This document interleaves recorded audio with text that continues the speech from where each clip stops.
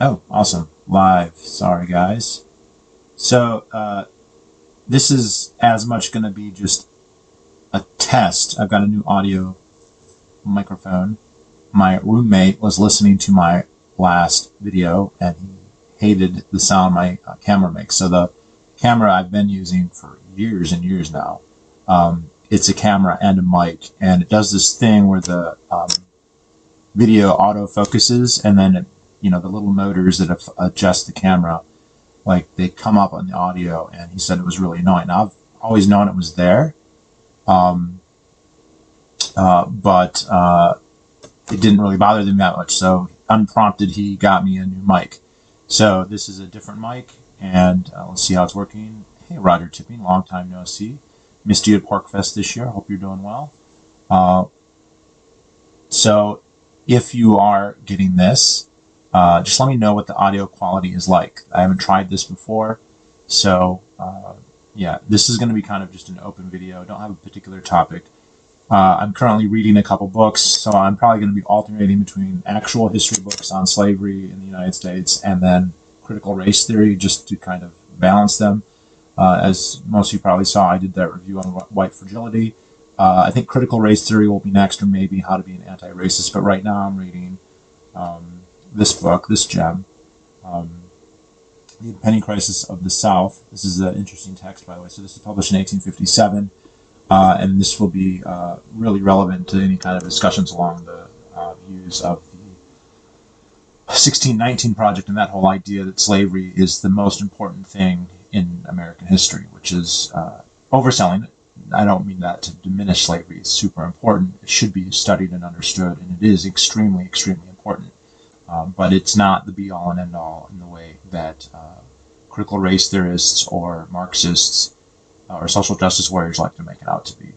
Um, so, uh, yeah. So I'm still reading that book, so that won't be out for a little bit. And just trying this new mic. If this works really well, I'll probably switch to doing this on the podcast and start getting more podcast episodes out, because I know I've been bad about that. It has been crazy. The whole hypnosis thing has been totally insane. Um, like, the other one was better. Okay, well, keep up the feedback. We'll figure it out. It's actually like a conference mic. So what stuff are you picking up? Just let me know. Um, let's see. So guys, when you're watching this, you can ask questions. I'll answer them. But if you have any feedback on the mic, let me know, and I can maybe play with like its settings and whatnot, just to adjust it, um, just to see if I can get it to work better than what I had in the past. Um, Sounds like you're talking into a bottle. How? Okay, let me change the position. All right.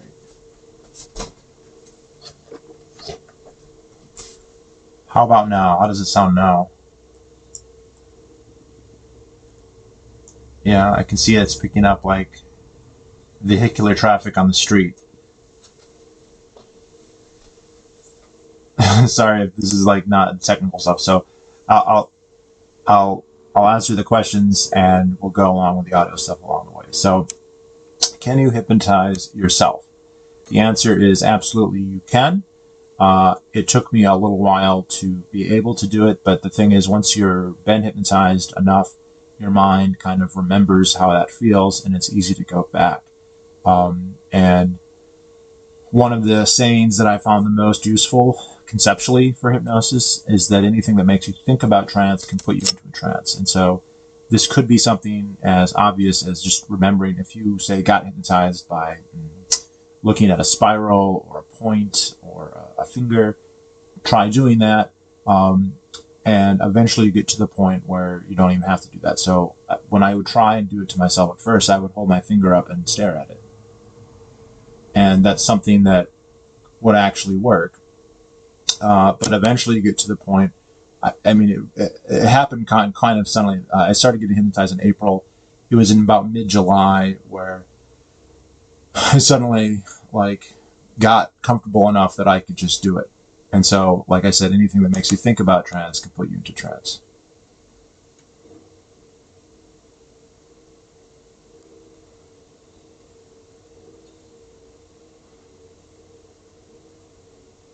All right, so that's the point that I'm at now. Uh, it's like a constant motor in the background. Uh,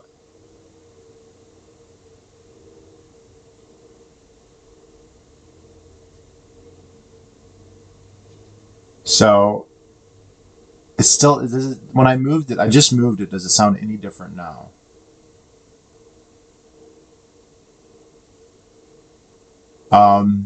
What do you think of the conspiracy theory that Mark David Chapman, John Lennon's killer, was an MK Ultra Maturing candidate? Cinefan, I don't know anything about the specifics of that case. You know, people do actually get murdered. I don't know anything about. I mean, I've been to the spot where it happened in Central Park randomly, just bumped into it, but that's about the extent of it. Do I think that it's possible to turn someone into a murderous Manchurian candidate? I think that that's possible just with regular hypnosis. Not that it's necessarily easy to do, but it's definitely possible, at least with some people, and with a certain amount of time. And if you put in more investments using drugs and other types of therapy, it just makes that even more plausible to me. So, but saying it's plausible doesn't mean it's the case in every case that you can list. So, I have no idea if that's what happened in that case.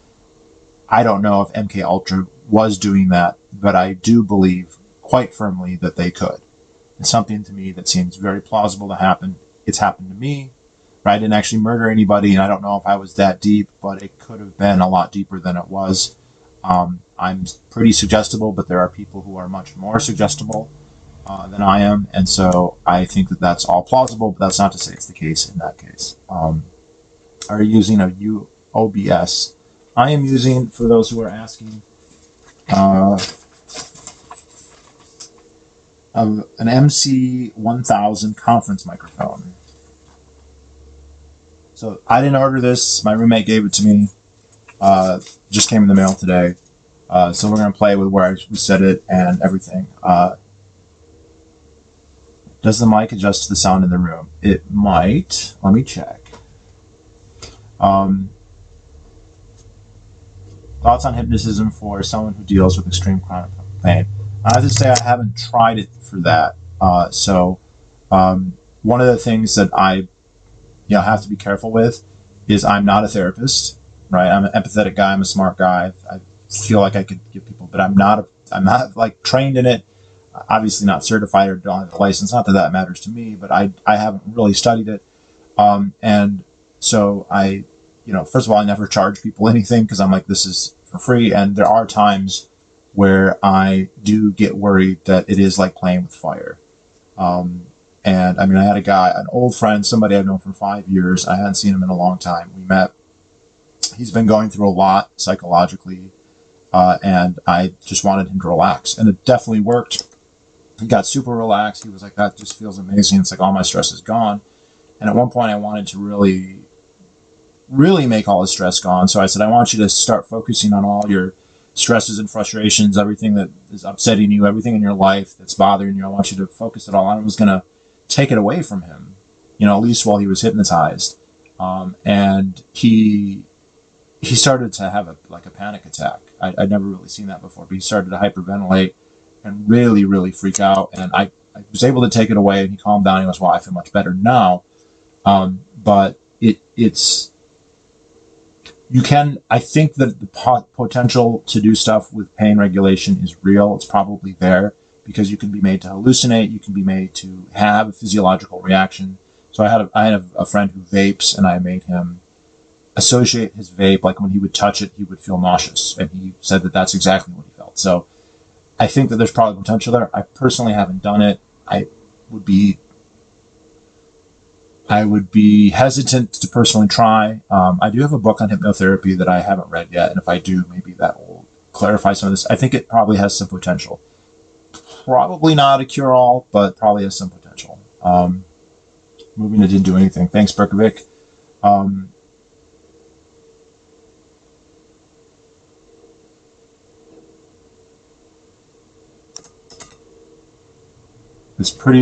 pretty sure it's an issue related to the background noise cancellation. It's not going in and out as much because your voice is closer, so it's not filtering your voice as often.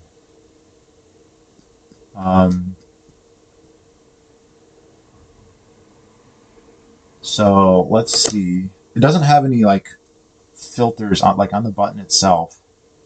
It doesn't have like any auto filters. Let's see. Let's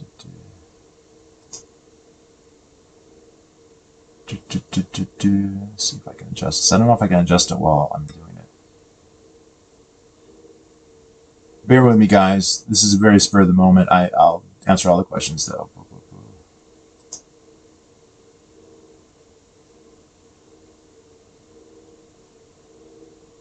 Hmm.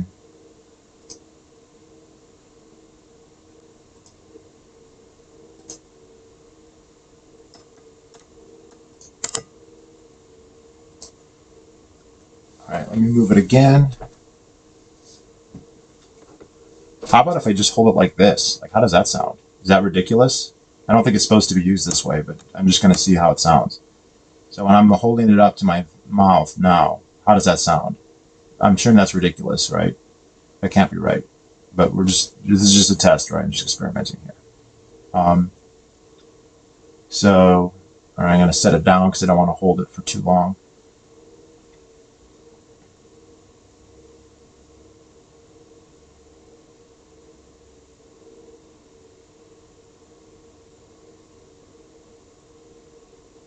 There's a motor found. Wait, that was better when I held it by my mouth. So, I actually, yeah, so my computer is making a low whirring sound, but it's super quiet. I'm surprised that it's picking up. Let's see. All right. I swear I tried to figure this out before I started.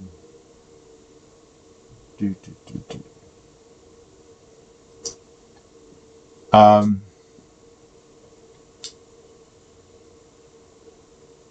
long does it take to be hypnotized? Depends on the person. When I was first starting, it was taking me 30 to 40 minutes to hypnotize somebody. And now I can usually do it, even with somebody who's not very suggestible, I can usually do it in 2 to 3 minutes.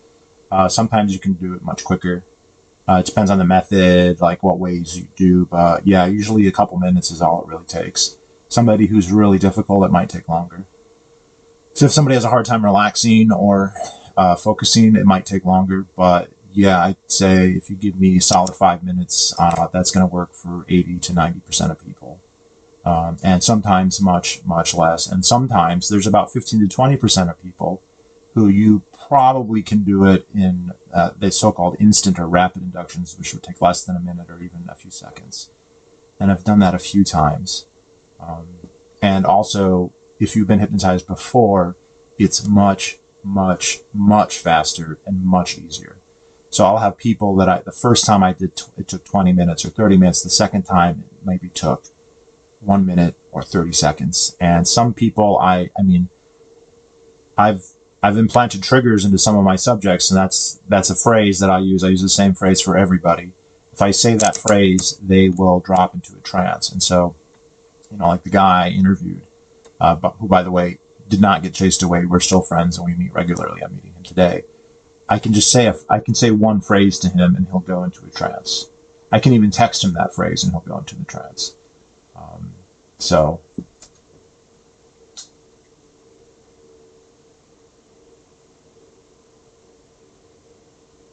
Wow, okay. Lots of people watching. Um,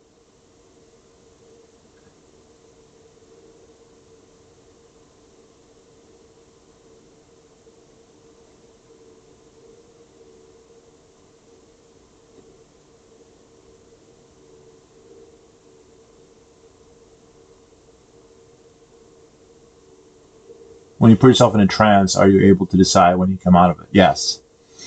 Yeah, like a self-induced trance. I'll have to practice with it more, but currently, a self-induced trance for me does not go anywhere near as quote deep. Now, the metaphor of deep is tricky because what does that actually mean? But the degree of suggestibility is relatively low. So there's a level of suggestibility where you're a little suggestible, and then there's a level where you're really suggestible, and then there's like absolutely suggestible. And when I put myself into a light trance, I can only become a little suggestible because going into a trance, becoming hypnotized is a function of lowering your critical faculty, your conscious thought. And yet, if you're going to give yourself suggestions, you have to be conscious to some degree. So it's kind of like, there may be techniques to amplify it and go deeper. I haven't really explored them enough to be able to do that. So I find an actual hypnotist can get me much deeper, much faster. The last time I got hypnotized, and I'm sufficiently paranoid about this that I did it, like, not only did I record it, but I had a witness. But when I lay back and the hypnotist starts talking, it happens almost immediately, and it's very, very deep.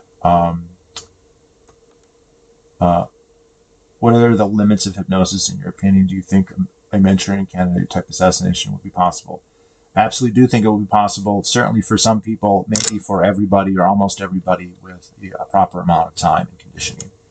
Like, it's one thing if you hypnotize somebody once and you have an hour with them, they'll be at a certain level and maybe you can push them to a higher level. But if you meet them again and again and again and again, you can push it more and more. And I've seen that with every one of my subjects. Every guy that I've ever hypnotized more than once, the second time, the third time, the fourth time, maybe sometimes the fifth time, the 10th time.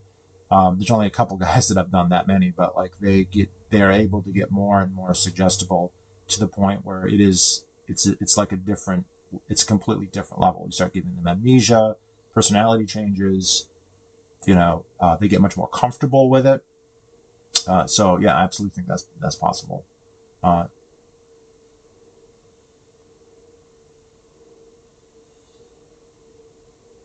Yeah, let's see if I can. How about this? How about now? So can you hear me now? I just changed the level. Maybe this will sound a little bit better.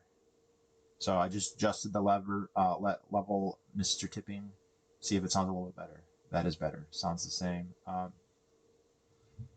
What are the limits of what you can do to hypnotize yourself? Can you use it to make yourself better at certain tasks? Can you use it to have better sex? So I don't know what the limits are, really. I don't know if the limits for self-hypnosis are the same for being hypnotized by somebody else. Currently, there are limits for me, but my practice with self-hypnosis is pretty limited. And my practice from getting actually hypnotized has been pretty limited. Since I broke away from my master, which was in July, I have been hypnotized very, very little since then. In terms of self-hypnosis, one of the things you can do much better. Okay, good. That was an easy fix. One of the things that I do find is I can.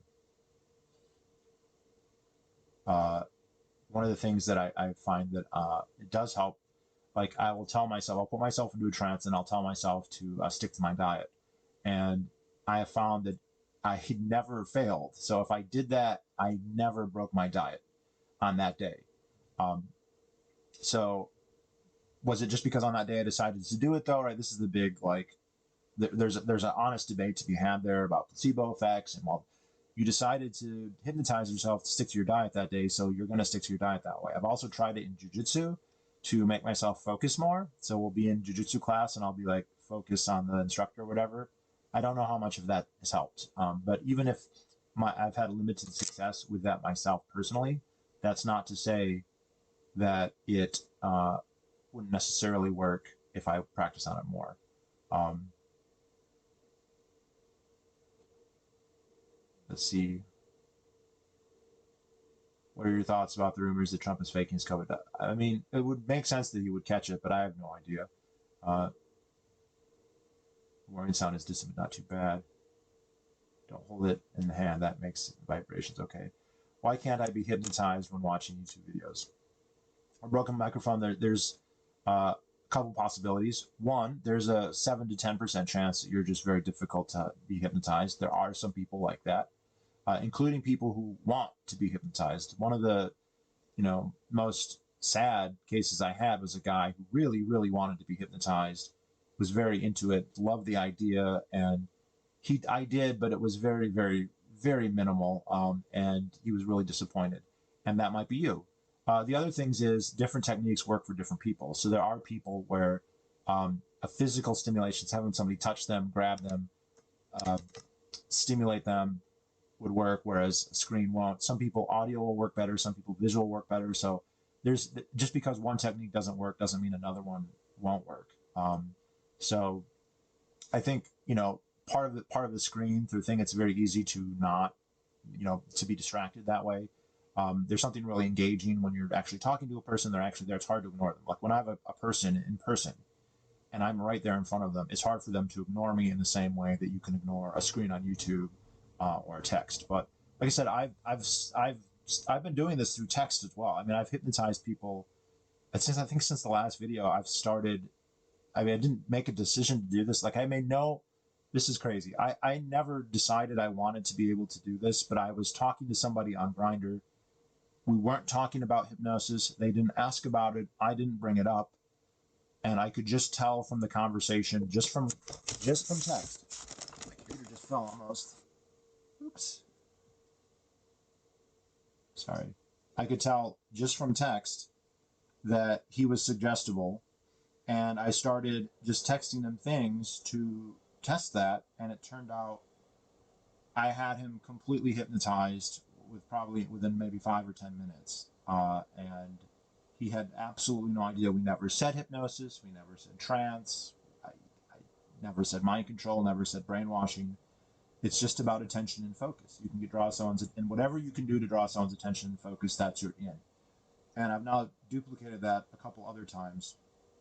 You get a sixth sense, but you can tell sometimes that, wow, this person's suggestible. And you broke microphone. It's been a long time since you and I talked one-on-one.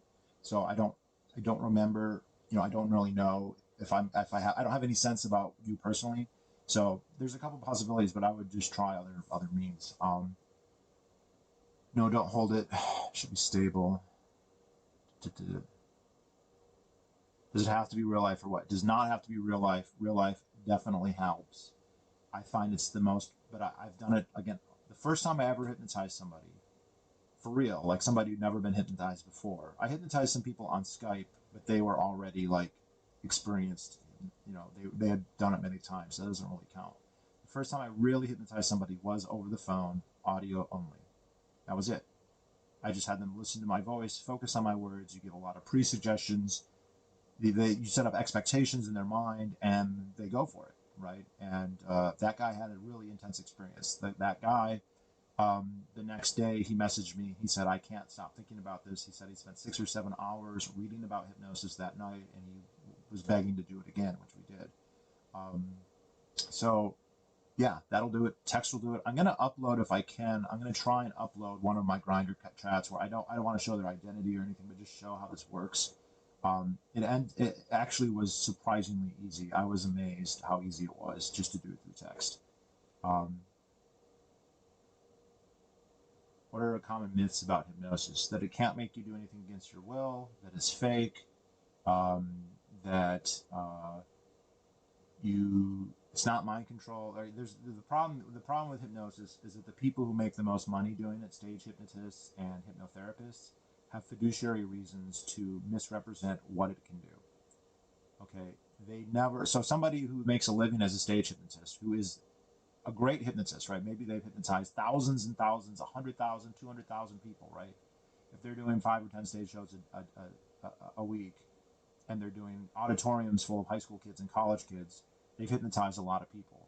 If they were to come out and say, I could make these people have sex with me, or give me a blowjob, or give me their bank account number, they're not going to get in. But even if they didn't say they were going to do that, they had no intention of doing that, just by saying that would be something they could do, that would be over. So they're not going to say that. And so it's kind of rare to find hypnotists who will admit what is possible. And it's kind of concerning too, because they have to know that that's possible if they've hypnotized that many people. And there's a good chance, if they're doing it, that they enjoy it, and that might even be part of the appeal for them. Not necessarily the case, but possibly. And the fact that they are misrepresenting what can happen, I think, is really, really disturbing. Like, you can 100%. I mean, I've done it in the last 5 days. In the last 5 days, I've hypnotized, I think, 6 or 7 people, and 3 of them were people who did not 3 of them were people I did surreptitiously. They were people who I didn't say I was going to hypnotize them. They didn't ask to be hypnotized. We weren't talking about hypnosis. I just did it. I just did it. One of them was on text, and 2 of them were in real life. And 3 of those 5 people, they went all the way. They were 100%. I could have had any kind of sex with them, turned them into slaves, whatever. Like, it was that, it was, and not only was, I mean, was it possible, it was easy. And these people, I'm not even sure, initially, there's a category, it's not scientifically like specified, but the most suggestible category of people are called subamulous people. And I've always heard this is like a 7% of the population or whatever. These people are just super, super, super suggestible. And I thought, oh, I keep finding people like that because I've found probably now close to 10 people, 20 people who are like really, really suggestible. And I thought, oh wow, I keep finding subamulous people. And I think what the answer really is it's just even people who aren't in that top category are still very, very suggestible. And so, yeah, it's actually quite terrifying. Uh, but how much can hypnosis be used for mind control? People walk around permanently. So one thing about it though is it does tend to fade with time. So one of the reasons I was able to break brainwashing is because he stopped hypnotizing me for like 2 weeks, and then that 2 weeks, a lot of what he had put into me faded in intensity. Not all of it, and I still think there's some stuff there that's still there, but it differs from person to person, and there's certain things like the degree of cognitive dissonance matters. So, like if I hypnotize you that you're a chicken, while you're hypnotized, you may believe you're a chicken. But let's say that I leave and you slowly come out of hypnosis, and the cognitive dissonance, the amount of evidence contrary to the idea that you're a chicken, is so great that your mind's gonna, in order to cope with that, like snap out of it. But if I instead give you something really simple, like chocolate's your favorite flavor, or you love chocolate, or something like that. That's something simple, right? You love chocolate, or uh, uh,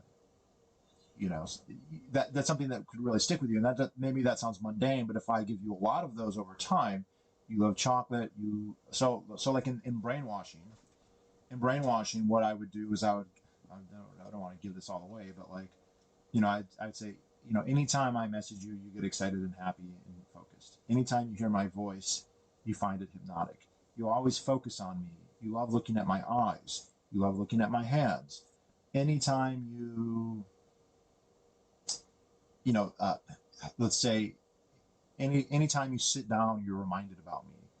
Anytime you check out your phone, you think about me. Things like these are simple things, and you might not get them all put into somebody at once, but little by little you add them, and you get to a point where somebody is completely. If you completely stop, it will fade, but you can put them in a position where they will reach out to you. They will stay in touch with you eagerly, right? You can tell them the first thing in the morning, every morning, is you text me, and then they text you, and then you give them a trigger, and you like re-energize it, and boom, you've got them for another day or two. So it's definitely possible.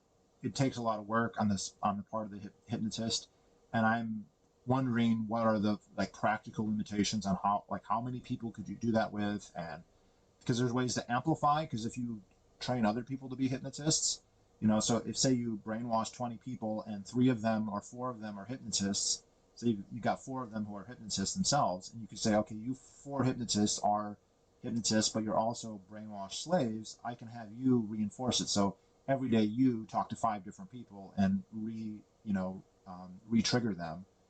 And I don't know like what the practical limit of that is.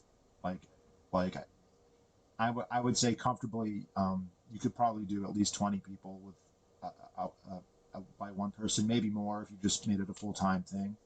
Um, but I'm not sure. I got way quieter. All right. How about now? Sorry, guys. Some people say way better. Some people say quieter. Just gonna play with the. Yeah, I can see that there's a background. I wonder. Yeah, that's definitely the computer. I wonder.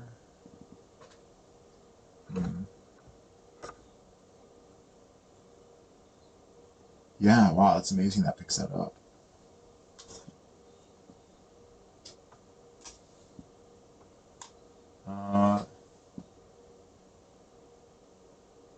I tried to get hypnotized, but it didn't work for me. It doesn't work for some people, but I also say just because one person didn't work doesn't mean another way wouldn't work. Right? I've done a couple people who said that they tried and it didn't work before. You know, they're like, it doesn't work on me, and then I hypnotize them. And I'm not saying that I'm especially good at it. It's just different approaches, different techniques work for different people. Try and hypnotize us now or create a hypnosis session, video, audio. I'm thinking about doing that, but I'm playing with the formats and how I would like to do it. Definitely possible, but maybe one day.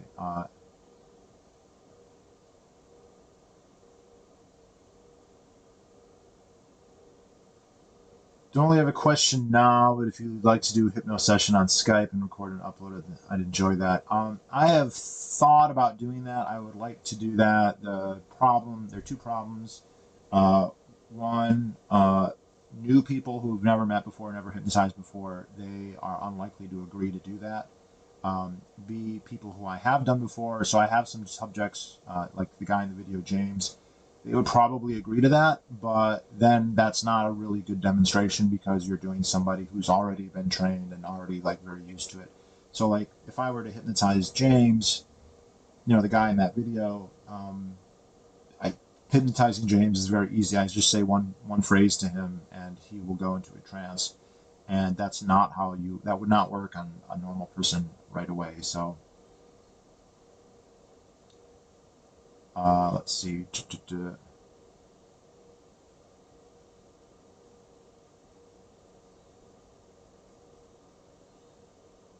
There are 17 people watching at the moment. They could write yes or no. Blah, blah, blah. Message redacted. Oh my goodness. What is going on here, people? So I don't know. Was it better sooner? Like, so basically, my computer is making a noise. I'm pretty confident that's what that is, and this mic is picking it up, like wherever I put. Maybe if I. No, I still hear it. It's on my floor now.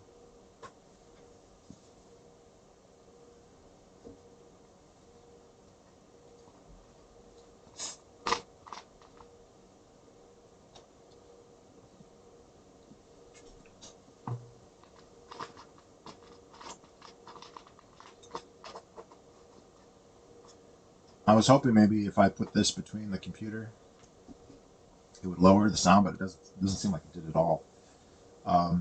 Again, comments on the audio. It's on the floor now. I'm just playing around, seeing if we can get different sounds, different levels. So, you know, please feedback on that. Wonderful. If it comes in the form of a question, that's fine. Just put a little audio blip in there too. So, as an anarchist, what would you suggest be done to manage the highly seductive, corrupting side of hypnosis that got out of hand? Would you support forceful intervention to save a willing slave? Yeah.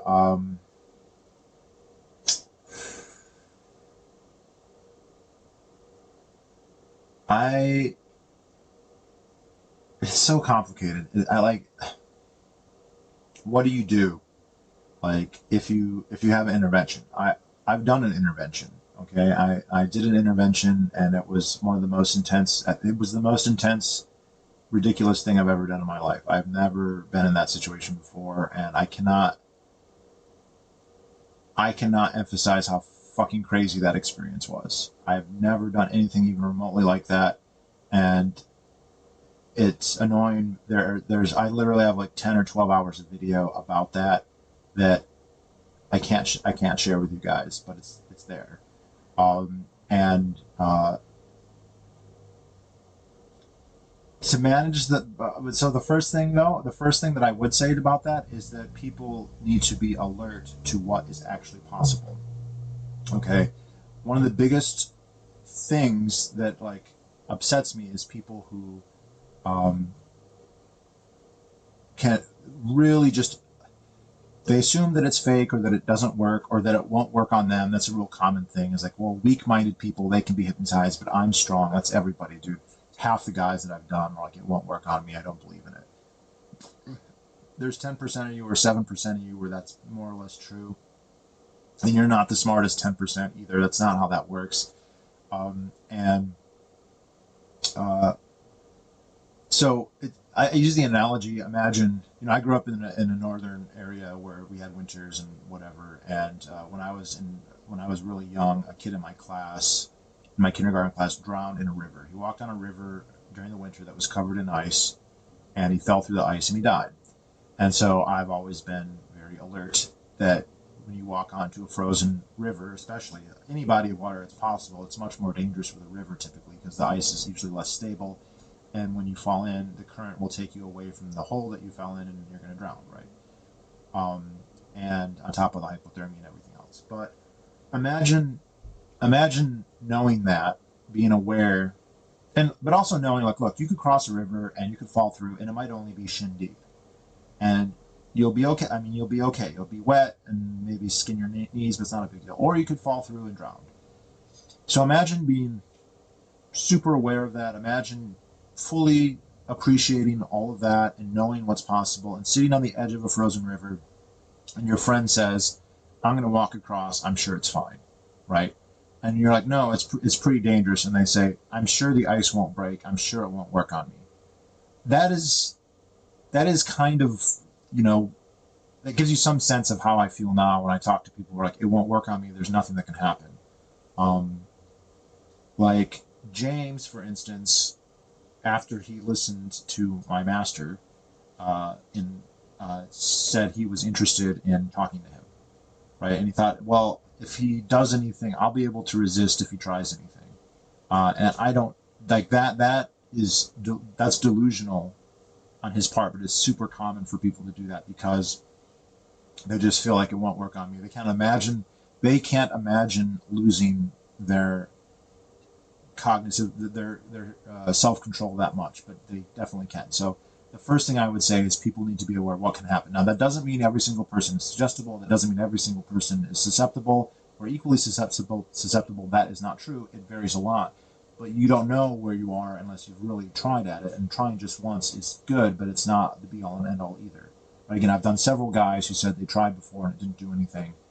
And it did it with me. And there's probably guys who it didn't work when I did it, but it would probably work if somebody else did. So that's the number one. The number two, the more open it is, the more understood it is, the more that people can deal with it. As long as it's like the secretive thing that people don't really understand and don't appreciate, then there's no way that you can really deal with it.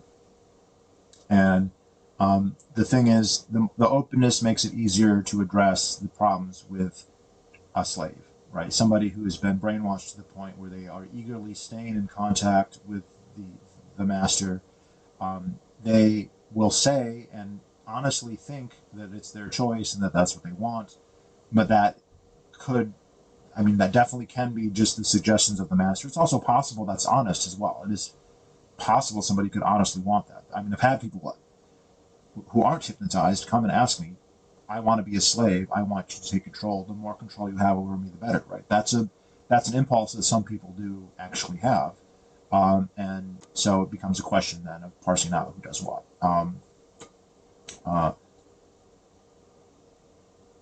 Can you see this message my first time here? I can see your message, Russell Miller. Thanks for your first message. Congratulations.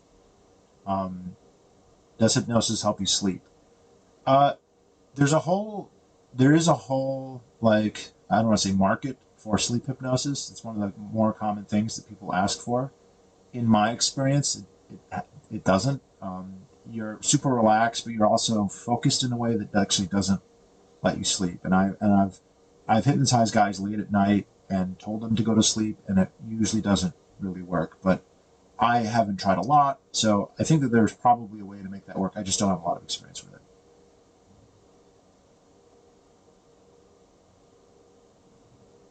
Sounds like it's set to auto adjust input volume. Are you changing the settings through Windows, YouTube live stream, OBS, or something else? OBS. I've been changing the settings on OBS. I can't find the actual like settings. I can't find the actual mic on my laptop. Like I know it's hooked up and I know that's where it's getting its audio from, but at no point could I see like the diagnostics for it. Wait.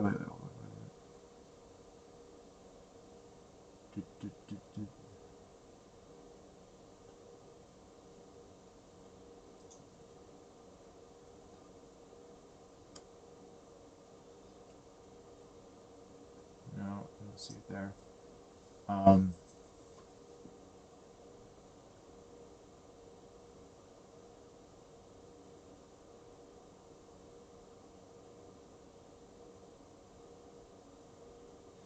Doesn't forceful intervention entrench people more in their high control relationships cults? I would think that would be the same with Hypno. Yeah, it definitely can. Like, when I made that first video in May, I'd say about 5 or 6 hypnotists reached out to me. So they weren't subscribers; they were just people who were hypnotists who saw that video, and they all had this. They all said the same thing. None of them had a difference of opinion on this. Whatever other differences they may have had, they all agreed that I had been brainwashed and that my personality had been changed. Even though they didn't really know me from before, just the tics, this trancing out. And regular subscribers also noticed that and asked me if I was okay. So, and when they approached me initially, so like in May, June, and part of July, and said, "Hey, you got brainwashed and you're being controlled by this master guy," I was like, "Don't. I like it. Don't talk to me about it." I blocked some of those people. I got very defensive. One of them, who I let hypnotize, he hypnotized me, and he kind of brought it up, and he was like, "Do you have a history of being submissive? Do you have a history of being wanting to be a slave?" And the answer to that is no. And he's like, "But here you are, like proudly identifying as a slave." And knowing that I was hypnotized and knowing that I was suggestible, I got super defensive that he was going to take it away. Like I actually thought he might free me, so to speak. And I literally curled up in a fetal position. It was like, "No, please don't take it away. Don't take it away." And when I tried to intervene with the guy I brainwashed and then gave to my master, he did the same thing. When I started to point out that he was being brainwashed, he absolutely got incredibly defensive, and it was awful. So, yes, you have to be aggressive against the tist, is what you have to do there. You have to be aggressive against the tist, you have to attack the hypnotist, and you have to find a way to make them to either go away completely in a credible way or to deprogram their victim. And to do that, you have to have leverage on them, which in this case, I had a lot of leverage on my former master, and I used that leverage to make him do the right thing. And it was scary. Let me tell you.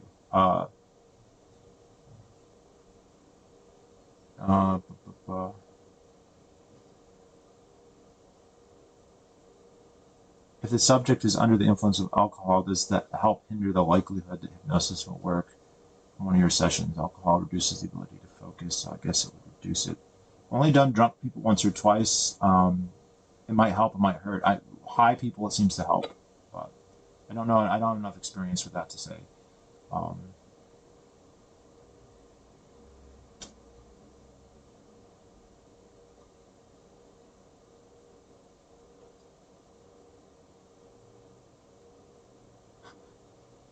Hey, buddy, it's been a long time subscriber. Just want to say hi and that going over your recent videos. Nice to hear back. Acknowledge me. Thanks, Youth Eyes Asian. Acknowledgement granted happily. Thanks for watching. I'm glad you like the content. What's your understanding of the mechanisms behind hypnosis? Do you think it's a way to tap into the link between the conscious and the subconscious mind? Very, very interesting questions, Lemon Party. Don't know the answer. I'm very interested in why this is possible, right? If we're coming at it from an evolutionary perspective, in what would be evolutionarily advantageous, what would be the reason to have this, I don't know. Is it specifically something that we evolved? Like, was the ability to be hypnotized and to do hypnosis something that we evolved, something that was selected for, or is it more of a hack? It's something that was there. It's something that was there, but that not that evolution works with intentions or anything, but metaphorically speaking, did it intend to do that, right? So like, and I don't know. Trances, I'm more comfortable with, because trances, I can see why those would be useful. I can see why they could be harmful too, but trance is the first step to hypnosis. It's not hypnosis itself necessarily. So, if we were, what it is, it's a relaxed form of heightened focus. And that's definitely things that's useful for. But the thing that seems most useful for is brainwashing people. And one wonders if maybe that's what it's for. We're a social animal, and maybe there's if you look, there's a TED talk. There's a TED talk with a guy talking about, it's called like Hypnosis Reimagined or something like that. And he starts it off with a talk of shamanism. And he's talking about like these shamans who would go and they would do all this weird stuff, dancing and drumming and music and drugs and all this stuff, and they would go into a trance. And the thing is, you could put people into a trance in that way, definitely. Like, now that I've done it, it's so easy, and the thing that just amazes me is how low the barrier to entry is. Right? It's a very low bar to get into this. To be able to do it, to be able to learn it, is a very, very low bar. It's low enough that I think that it's quite likely that people stumble on it on accident. I was very close to this. I was very close to doing this without ever trying it. I'm convinced now that I had people in trances from text 5 years ago, 4 years ago, without attempting to hypnotize them, just having an engaging textual exchange with somebody, dialogue exchange, somebody, of course, meeting people in person too. I think it happened several times. And so it has made me kind of look back at history, not to say that hypnotism is the answer to everything, or to just have it be something that you explain everything away with. It's not like that, but just that there are certain things that hypnosis could be a really good alternative explanation. So the example I'll use is, right around when all this was happening, I was hiking a lot, and I was looking up some of the history of New England, and there was a famous Native American chief called Passakamaway. Fascinating figure. He's apparently 7 feet tall, lived to be at least 100 years old, and great warrior, great whatever, sachem, whatever. And one of the things, there's lots of stories about him having magical powers, and they include things like turning invisible, turning like green leaves red, and taking snake skins and turning them into real snakes. And I've done the first two of those. I've turned invisible and I've turned green leaves red. And I've never tried to turn a snake skin into a real snake. I guarantee you 100% I could do it, though. Not in the sense that I could supernaturally do it, but that I could hypnotize somebody to believe that I had done it. And of course, in the pre-digital age, or the pre-technological age, you would only have people's testimony. So you wouldn't demand to see video of it happening. So if 10 people come out of a wigwam or a lodge or whatever they lived in, I don't know, I don't want to be culturally myopic here, but and they say that they saw him turn invisible. Who are you? And 10 people say that. Who are you not to believe it, right? And so I'm not saying that's what happened with Passakamaway, but I'm saying that's a better explanation than he actually has supernatural powers. And I'm not going to go and look over history all over again, but it's definitely going to change the way I view it. But you could definitely see it being used to condition, especially small groups of people, right? I think that it doesn't scale very well. That's when people talk about mass hypnosis. I think that there are elements of mass hypnosis. There's certainly something to that. The one-on-one hypnosis that I've learned about and I've experienced, it doesn't scale super well. It scales somewhat, but that's literally the only thing I can think about is why it would actually be there, if indeed it's not just a hack. Right? There's a possibility that it's just a hack, It's just something. It's just a quirk that evolved. But if there is a reason for it, if it was selected for a reason, that's the only reason I can imagine, and that it is actually to control people, and we're susceptible to be controlled because we're a social species, and that has potential advantages. That has potential disadvantages too. So that's speculation, though, on my part. I don't know. It's like I don't think anyone knows.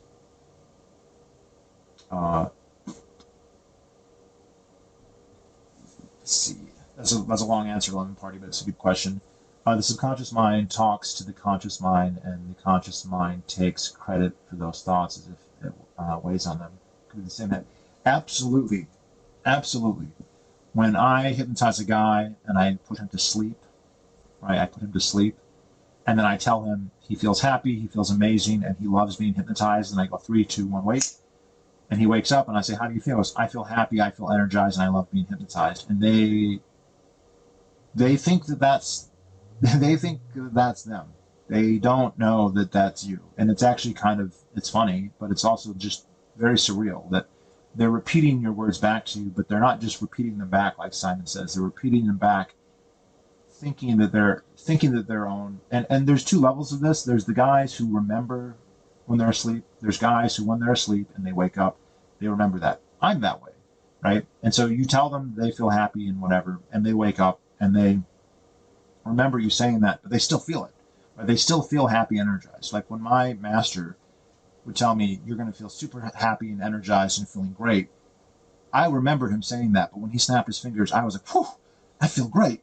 I still felt it. And then there's people who they don't remember anything, and when you snap your fingers, they just feel it, and they really think that's their mind, and they'll repeat like verbatim what you told them. So yeah, there's definitely something to that.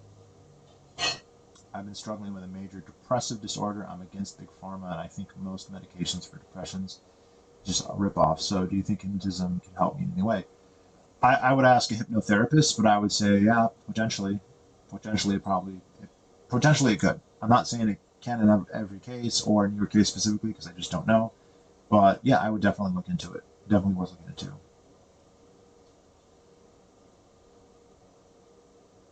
Uh,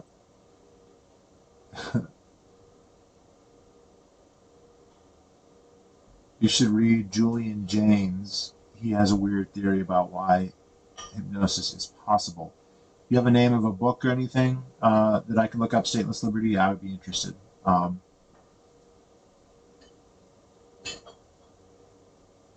O'Neill's book. I have Tom O'Neill's book on audio. I haven't read it yet, though.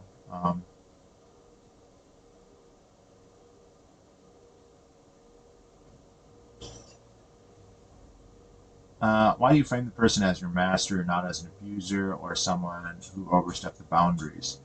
So, comrade, first of all, he has a real name, and I know his real name. I am very consciously not saying it because that's part of the agreement, right? I said that if he left the other person alone, that I wouldn't reveal his identity, whatever. So I'm not saying his name, even though I know his name and I know a lot about him. I know where he lives, I know where he works, all that kind of stuff. But I don't.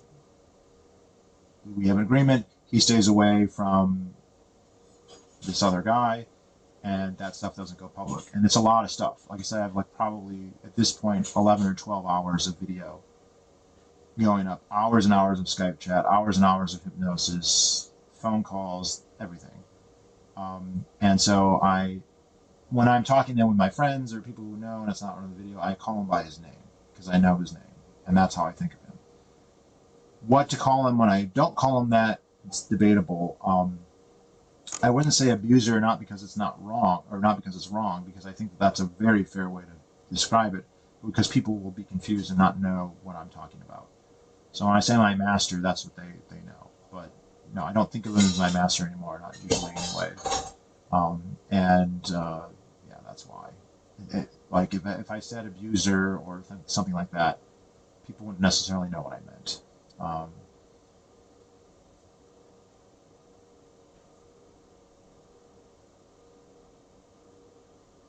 If you wanted to make a machine that detects when someone was going into a trance-like state and altered them or actively trying to snap them out of it, what would you need? Um, right now, if you had something that could, like, I think you could do it because AI that can tell based on your rapid eye movements, your blinking patterns, your breathing patterns, you can tell. Like a human can tell, there's physiological things.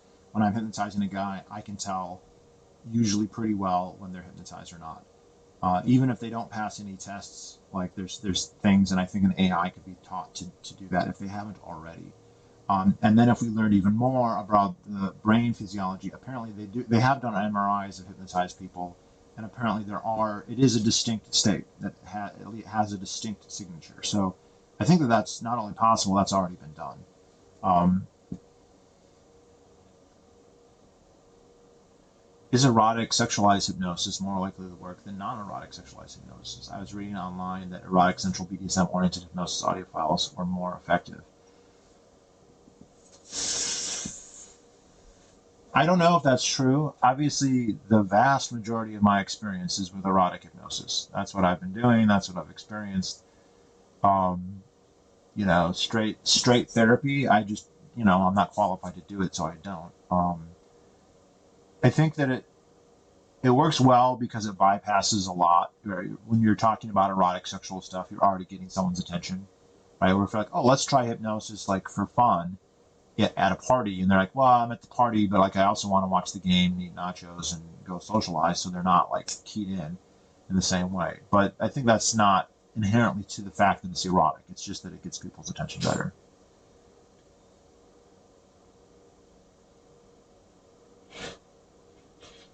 The origin of consciousness is the breakdown of the bicameral mind. Is that the book called the? Isn't that? I think I might know what you're talking about. It's like his thesis is that the bicameral mind broke down in the Bronze Age, and we were initially hearing our subconscious thoughts as actual narrative, as actually words, and that um, like belief in deities and theism were a result of people trying to cope with this idea that they heard voices in their heads that they interpreted as gods when it was actually their subconscious mind. Is that what you're thinking of? I remember reading about that book, and I know it's on my Amazon wish list, but I also read enough that people don't take it very seriously, which is not to say it's wrong, um, and that somehow we just evolved somehow culturally or genetically to the point where we don't hear our subconscious as actual words. Is that the book that you're talking about? It's something.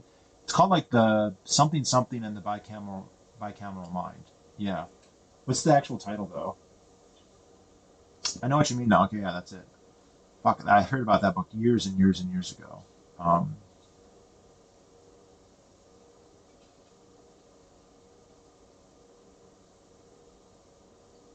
your mind is steel shut.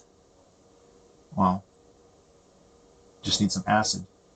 Uh, the origin of consciousness and the breakdown of the bicameral mind. Okay, that's it. Okay.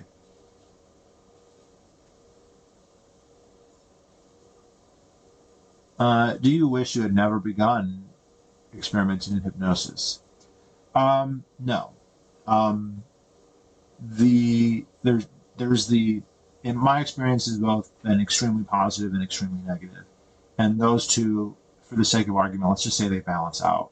The third consideration is that it's increased my understanding of the world. It's increased my understanding of humanity, and so even if these two, the good and the bad, all the fun and all the interest and all the engagement and all the excitement, combined with like the horrible guilt and like the grappling with that, okay, those cancel out, but then you're left with a growth in understanding and a perspective that you didn't have before that's a valuable one.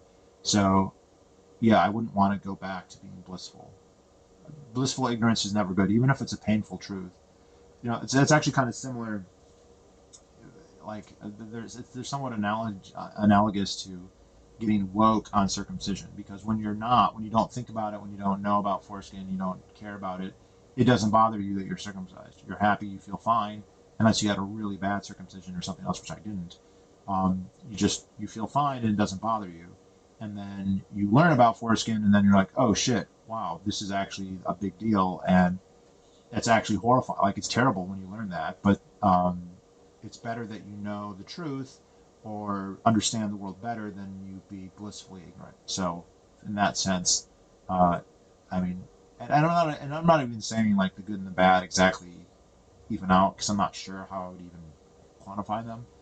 Um, Honestly, the stuff that happened, I have never felt more guilty in my life than what happened there. And it's scary to me how easy it is and how naturally I do it.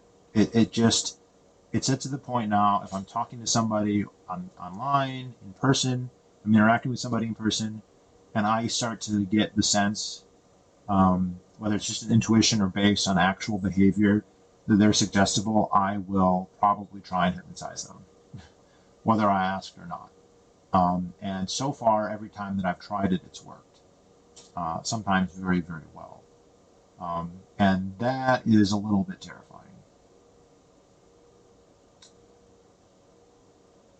What's a good resource to learn about hypnosis? So I've only read one book, and it was a good book, and it's called Reality is Plastic by, I think, Anthony Jacquin.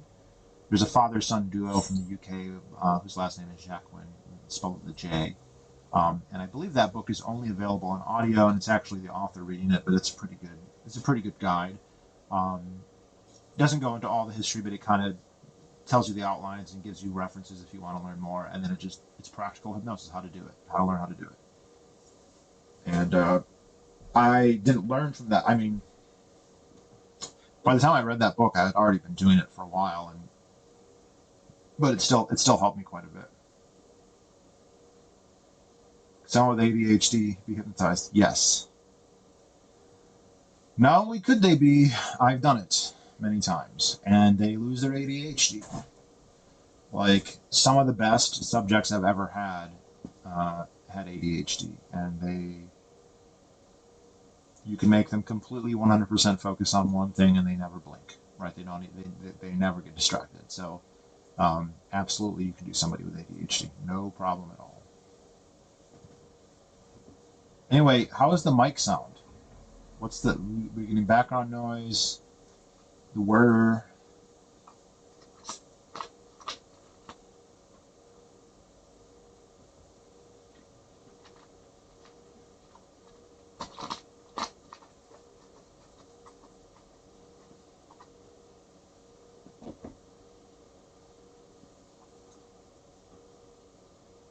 Did the bicameral mind, does he actually talk about hypnosis in that? I thought it was about, from the blurbs that I'd read, it was an explanation on where like monotheistic religion comes from. Mike is choppy.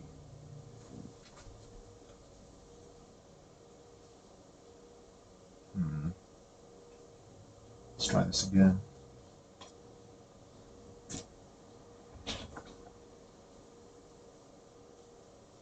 It increases and decreases in volume when you're speaking. Wait, so does it go up in volume when I speak and then down when I don't, or the opposite? I mean, I'll definitely listen to this after just because I'll be curious how it sounds myself.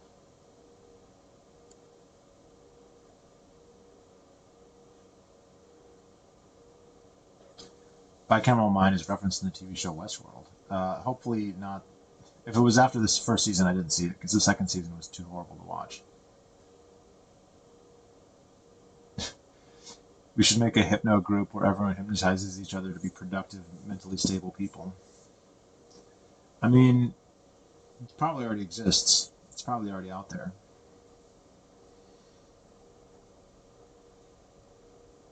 I would be.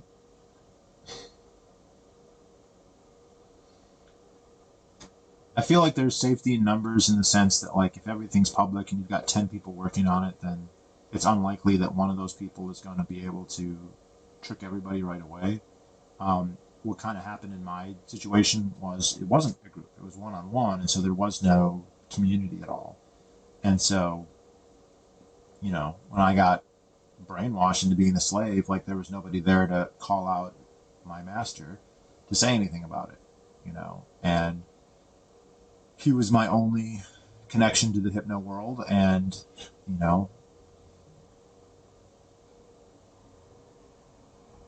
you sound fine to me. You've been listening about 20 minutes. Okay. I'll be curious to listen to it myself just to see what it's like. Because I didn't ask my roommate. I was like, hey, I hated that sound that your camera was making. So he got me this. So it's good roommate. Didn't ask for it, and here it is. So I do see though that it is picking up the sound of the motor from the computer, even when I set it farther away. I wonder if. Let's try this. I wonder if this helps.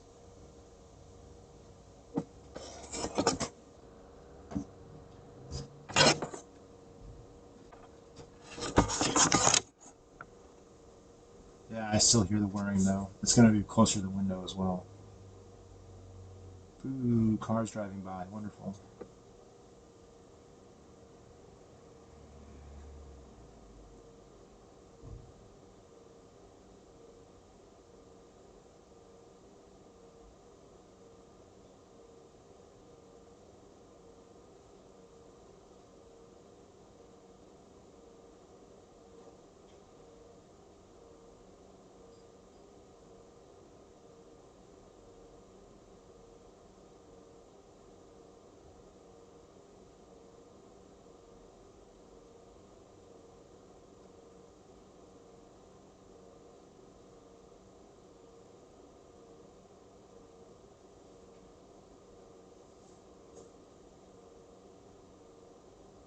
What do you think is the best way to protect oneself from nefarious individuals who want to use hypnosis in a sadistic way? Well, the best way, not that you can control this, is not to be suggestible. So if you happen to not be suggestible, you're in a really good spot. But there's nothing you can do about that. You either are or you are not. The next thing is just to know that it's possible, to appreciate the possibility, and to look out for it. So you can educate yourself about hypnosis, right? So let's say you watch a lot of YouTube videos about hypnosis, where you watch hypnotic demonstrations, and by watching them on YouTube, you're not going to, you might even get hypnotized, which will help because it will teach you what to expect. But then they're not actually there, so you won't become abused by that. And then you know what to look for. And if you know what to look for, that can really help you. But the next level would be, if you're really worried about it, you can have blocks put in. And blocks seem to work pretty well. I have blocks put in. Everything that I've heard about them is that they can be fairly effective if they're done right. And so if you're really worried about it, find a tist, find an experienced hypnotist, establish some rapport and some trust but verify, whatever, and then have blocks put in. And they apparently work pretty well. Do you think different cultures, populations of humans have different awareness of hypnosis and so vulnerability to it? There's no, I mean, look, cultures are not identical and interchangeable, so absolutely they're going to have different levels of awareness. There's no question about that. Which ones are more or less aware, I'm not prepared to say because I'm not familiar with how every culture views hypnosis. And of course, many cultures are going to have hypnosis without calling it hypnosis, right? So if you have shamanistic, tribal religions where they're putting people into trances with drugs and dances and chants and um, all this stuff, ceremony, but they're not going to call it hypnosis, but that is what's happening. Um, so yeah, the most vulnerability you're going to get is denial of it's there, right? If people deny that it's a threat, if they deny that it's real, then they're more vulnerable than if they at least accept that it's possible. And our culture is kind of half and half there, right? There's lots of people who obviously believe in it. There's an industry, there's an industry kind of based on it. At least two industries. You've got the therapy industry and then the stage show industry. But within the broader culture, and this goes back to Ben Franklin, frankly, that it's fake. Now it's fake in the sense that it's going to cure cancer or be a cure-all or things like that. It's not fake in the sense that it's a real uh, phenomenon, right? So it's a real state of mind that actually can influence the way you think.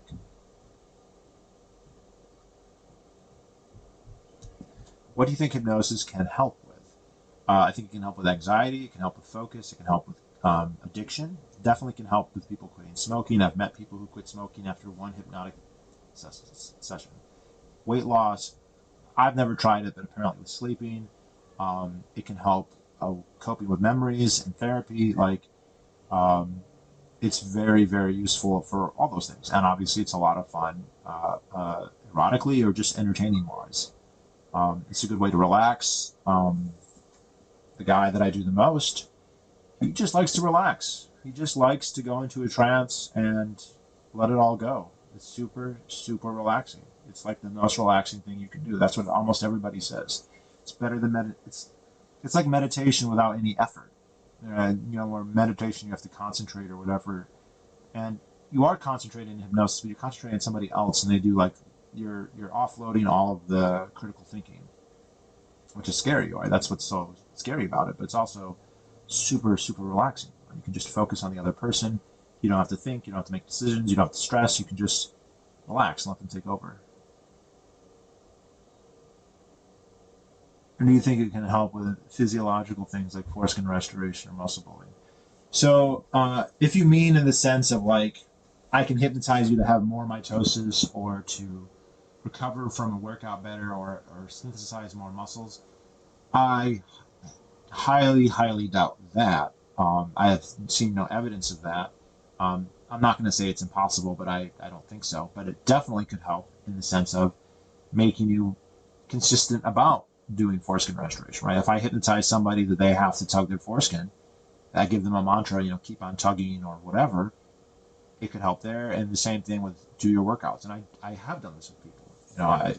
I had a guy who I hypnotized to count his calories every day, every crumb is literally what I said, and to walk 10 miles every day. And he did that for at least a month without me talking to him again, right? And he said that he would like go to grab like a snack or whatever, and his mantra would pop into his head, and it just was this constant refrain in his mind to follow his programming. And his programming included things like counting his calories and walking all this. So like in that sense, I definitely think it would be useful. I don't think it would be like a magical. I'm going to hypnotize you to grow foreskin back. I don't think there's any evidence that would work. I would be skeptical. I'm not saying it's impossible, but there's no evidence. But like, yeah, in terms of like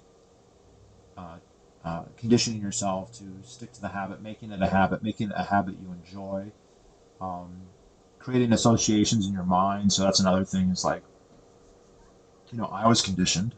Part of my brainwashing. Uh, like, how do you know I'm a gifted hypnotist?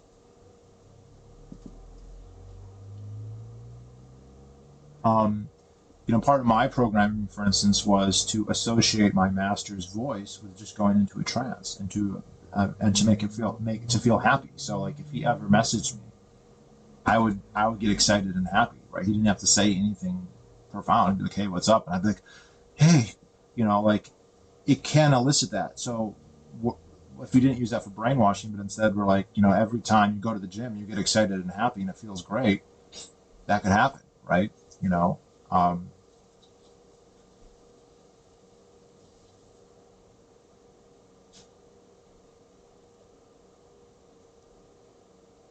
just a heads up. Yeah, I, Bo Reborn. I took that down, so you should not be able to see that now. Go ahead and check, but this should not be on my playlist anymore. I heard about that.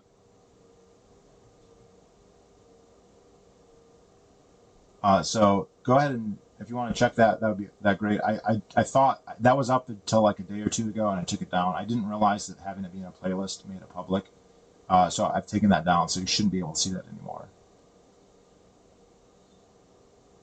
And what did you think about that call? That was fucking intense shit, dude.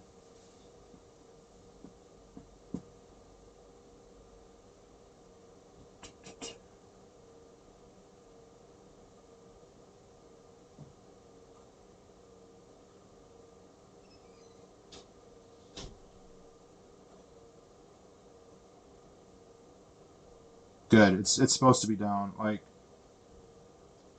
I I set all the videos to private, and then but I put them in a playlist that was not private, and so people watched them. Not many people did. They didn't get many views, thankfully. Um, so good. It's supposed to be down.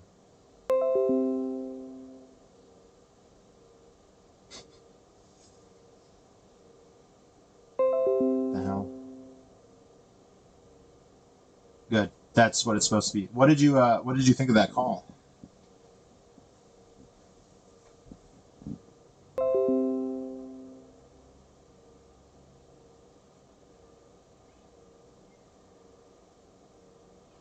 This is funny. Somebody just messaged me about this.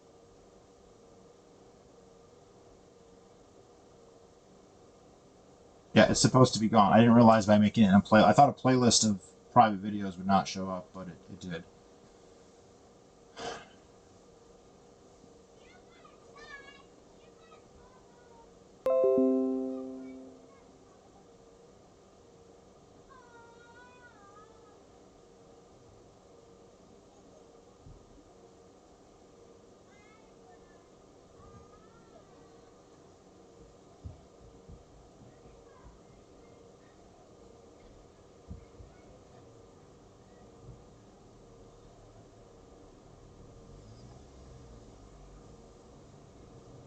It was very intense. I felt voyeuristic. Yeah, it was super intense.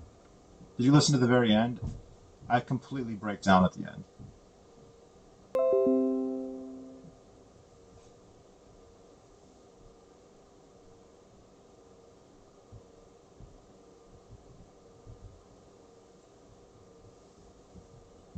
What is wrong with the video being viewed? So the the tricky the tricky thing. Hold up. Why is this coming up right now? I can't. I'm not going to say why, but this is super relevant to what we're talking about. Oh my goodness. Sorry, guys. Wow, why is this coming up right now? It's so weird. There we go. So, um,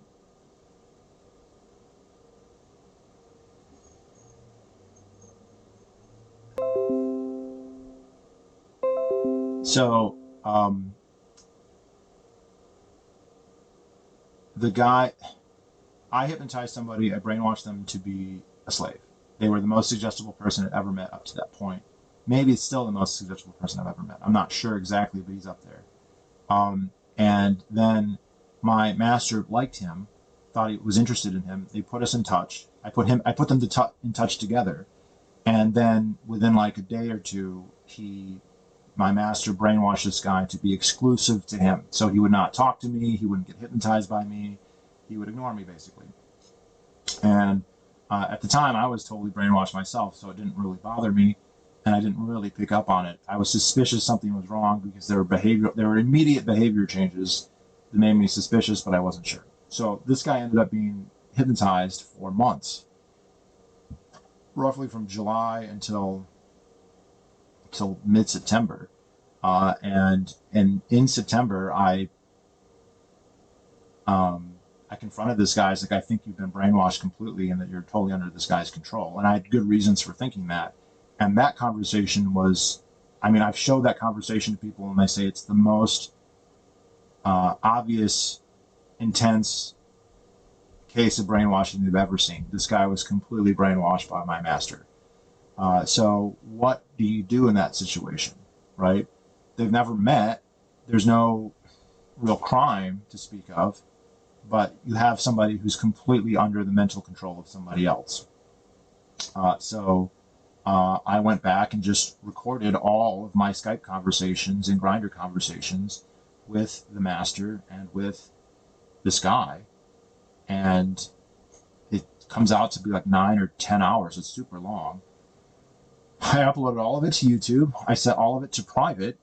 And then I didn't do this alone. I had help. We called my master and said, you need to deprogram him with us there, like in a group Skype call, or I'll make all of this public. And he said yes, and he did it. And so and I recorded that phone call, and or Skype call rather, and that's what happened.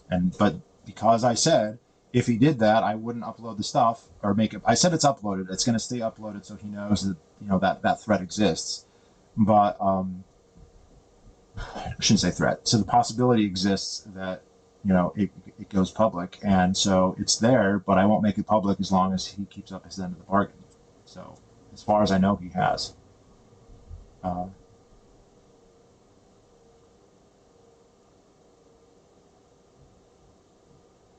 I think the guy at Porkfest is doing better. We're kind of keeping it distant, but we rekindled a friendship and are on much better terms than we were.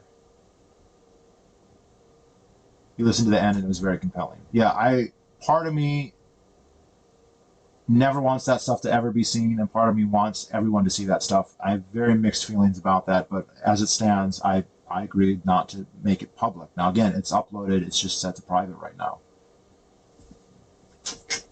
Uh, when you explain how suggestible people can be controlled with these different methods, cults make a lot more sense to me. And sometimes cults deliberately, explicitly use hypnotic techniques. There was one recently that did that.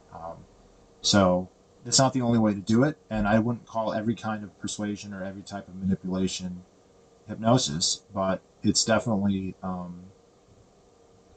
something that you can use. What if I go like this?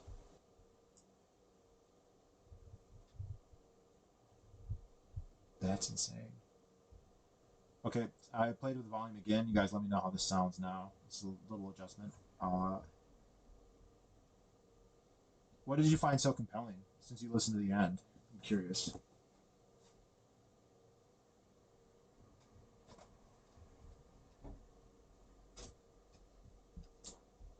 After seeing your hypnosis journey, I think it's best for you to move on from this topic. Uh, I'm trying. It's not easy. Like, I definitely feel a lot better. Let me tell you. A month ago, I felt like absolutely awful. I felt terrible. I felt guilt ridden. I felt like a monster. Blah blah blah. Scary, helpless, the whole 9 yards. Like, I don't feel that way now. But I'm. It's kind of like, I don't know, like the downslope, and I'm still reconciling what happened and what's possible. And the thing is, like, genies like this don't go back in the bottle. So it's not, Pandora's box is open, and now we just kind of got to cope with it at this point.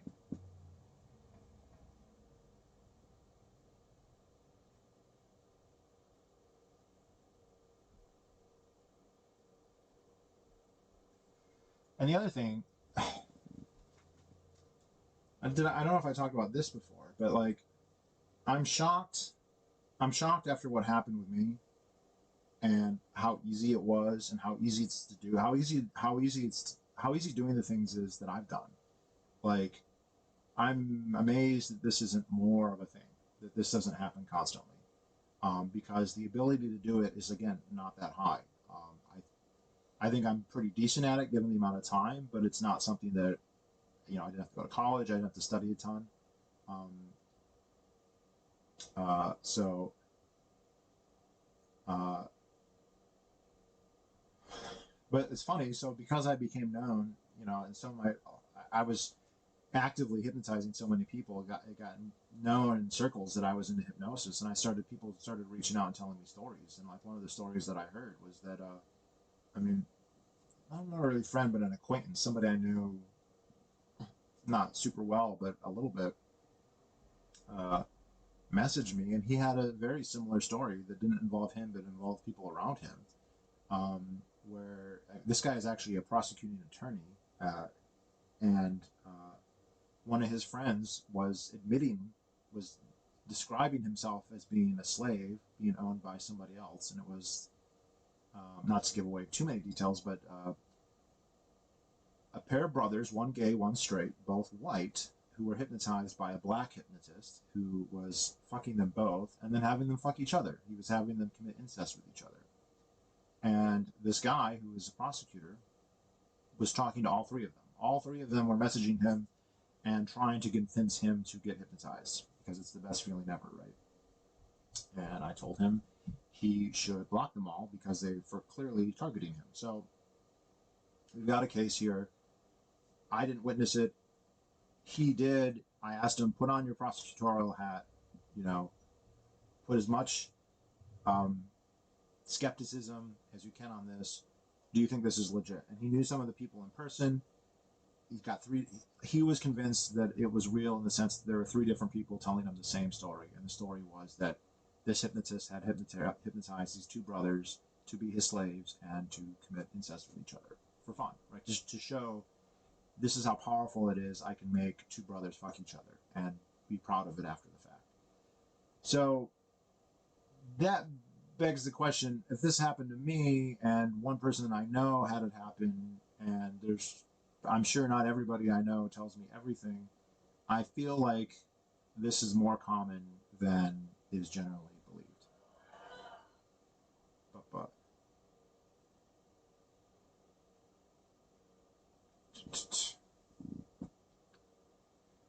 where would you recommend starting for someone hoping to learn more about hypnosis? I would recommend the book Reality is Plastic by Anthony Jacquin. I'd also recommend watching stage shows. My favorite person to watch is Zach Pinceps.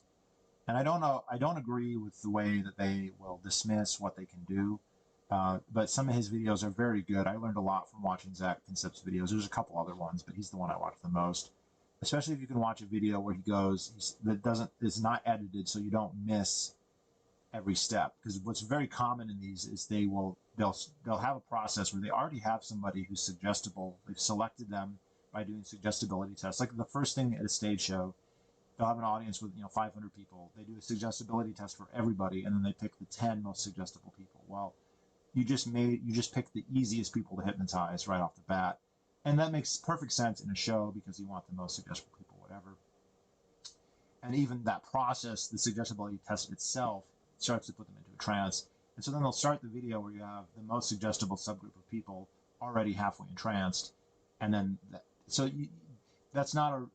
you're not going to get that with the average person that you meet. So watching videos where they're doing more random stuff, start to finish, is better. But I reckon I learned a lot from watching Zach's videos. So.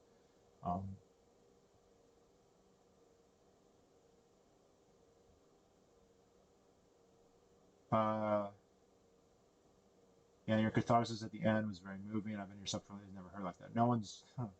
It's hard even to talk about. Yeah, so what happens there, and no one else is going to understand this, but I've been talking with the guy. I've been talking with the guy on Grindr, the guy that we were, having be deprogrammed. And before that conversation, he was arguing with me and saying, "I'm busy. I don't want to do this. You're being paranoid. I don't want to do this. You're ruining my life. Get away. Stop, stop, stop." We have the call. He gets deprogrammed. And then, as you know, in the call, we stay on the line and continue to talk to Master. And then the call ends. So the call ends, and I don't know, I'm not sure what to do next. We're going to have like a little round table and talk about what happens. And then I pick up my phone, and this guy had been texting me on Grindr, and he was just saying, "Thank you so much. You have no idea." He had complete control over me. Thank you. Like, I can't believe, like, I should probably, like, and that's when I've never broken down that hard in my life. I completely lost it. I've never, and that's what anyone who's seen that has been like, "I've never heard you like that. Some people have said they've never heard anybody like that." I completely lost it. That just hit me like a ton of bricks. "Young man, I was once in your shoes." I said,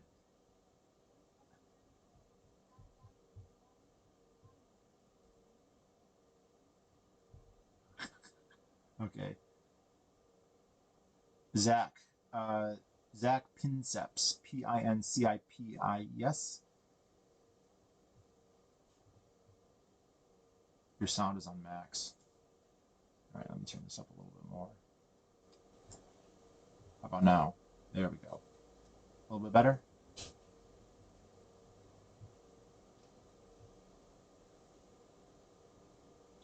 Thank you, comrade, for the consistent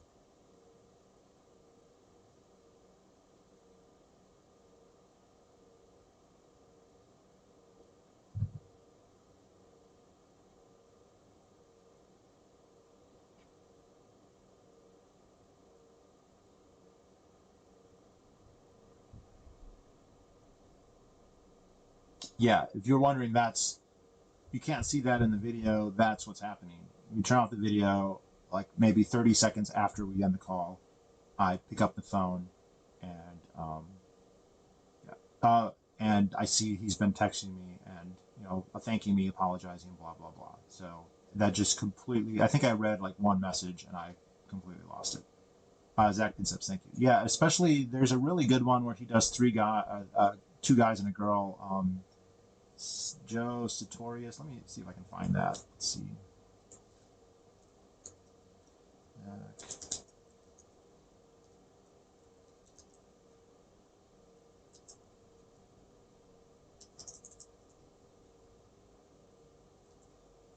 Let's see if I can find this one. Interesting enough, Zach is also from New Hampshire, and we've hypnotized some of the same people. Let's see if I can find. So he does a lot of one-on-ones, and they're really, it's crazy. It's crazy watching them having done it, because then you can see like, okay, here we go. I'm gonna send a link. Send a link. Can I do that? Can I send links? Shit, I can't. Fuck.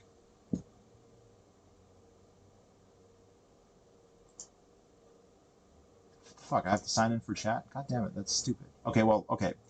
Look up the video from Zach Pinceps, hypnotizing Jacob Sartorius, Sartorius, and then it goes on longer than that. Entire uncut hypnosis video. Hypnotizing Jacob Sartorius. So this is the thing, is he likes to hypnotize like celebrities so he gets more views or whatever. It's a little trite, but they're still good videos. Someone wants to. I can't comment in my thing. That's so stupid. Yeah. Again, that's Zach Pinceps. Zach Pinceps, Pincince, hypnotizing Jacob Sartorius. That's a really good one. And then also hypnotizing Jaden Hossler, JadenHossler. Jaden Hossler, apparently he's famous. I don't know who any of these people are, but they're all famous. The way he reacts is very, very realistic to how people react.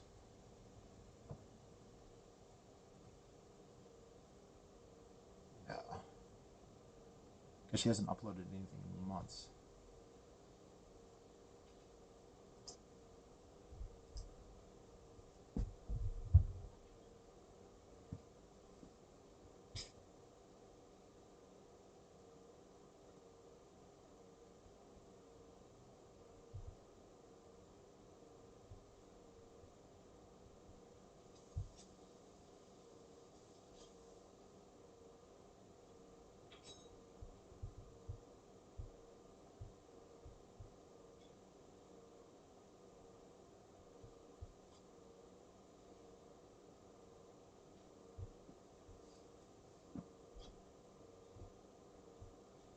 What do you think about the practice of forcibly attempting to deprogram people in cults, and if being bound to a cult is mind control similar to the same as being in a trance or hypnotized?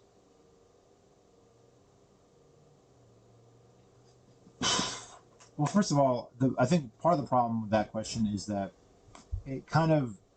it's very hard to generalize, because you can say cult, but what's the nature of the relationship here? Because you could say Proud Boys is a cult, right? But you could also have a cult where like they're literally taking like mind controlling drugs and being completely right. So there's a big difference between Jonestown and the Branch Davidians and the Proud Boys and your local jiu-jitsu club and what happened with me. So you could call all those cults, and those are all different things, even if they have some similarities. And what would be best to be done in those situations isn't the same. So I think that question needs a lot of refinement, and that's not. I don't want to cop out. But I guess the idea, though, in general is, what if you have people who have been mind controlled? What do you do? If there's a way to just separate them from the person doing the control, there's a good chance that will work in the long run. Deprogramming is the best, but deprogramming may not always be possible. But just separation will eventually work.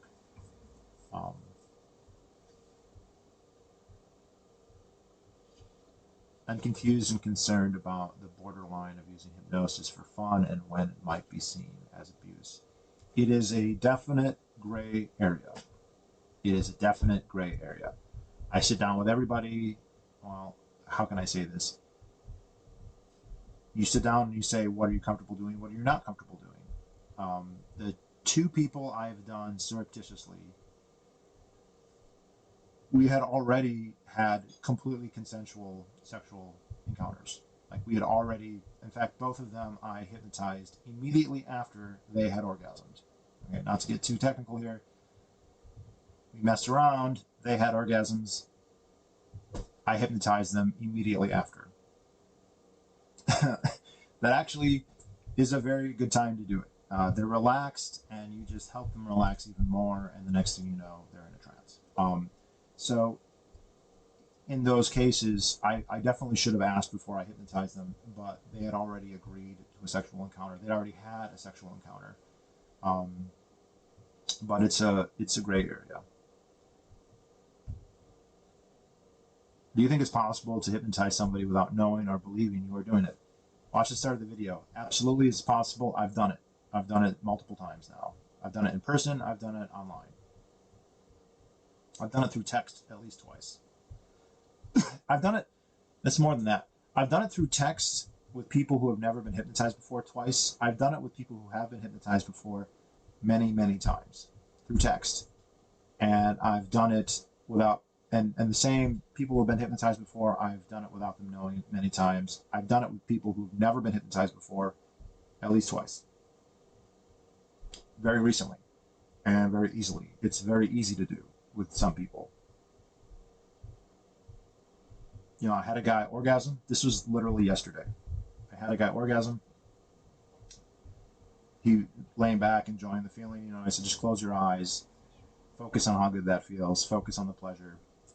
Listen to my voice. Focus on it more and more. You can feel it. You can feel this ball of pleasure, you know, whatever, on your back and your torso, spreading out over your arms. It feels really good. And he starts to like moan and turn blah, blah, blah. I won't go through the whole thing, but like I hypnotized him, you know, in that context.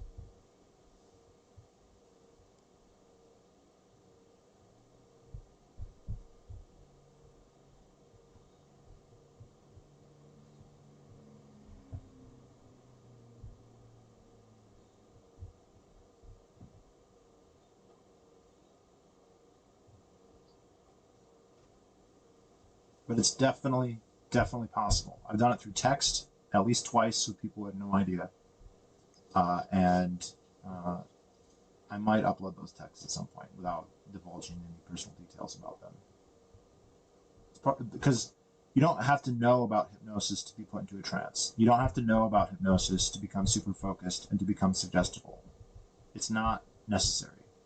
And so, in some ways it's easier, in some ways it's harder, because it's harder in the sense that the iconography and the memes that we associate with hypnosis are helpful, right? If I tell you, think about going, you know, imagine what it's like to be hypnotized, imagine what it's like to go into a trance. Those are really helpful tools in trying to hypnotize somebody. But I don't have to use them, right? We could just say, imagine, just relax and just focus. Just listen to my voice, or focus on, look at the smoke detector. Why is this so hard? Focus your eyes on the smoke detector above my head, blah, blah, blah.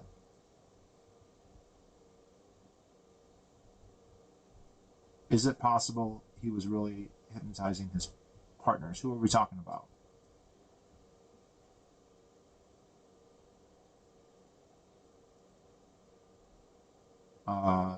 You're saying he, but it sounds like you're asking me. Yeah, you can just, like, anything that can draw your attention, right? And then the hypnotist can use that as an in. Oh.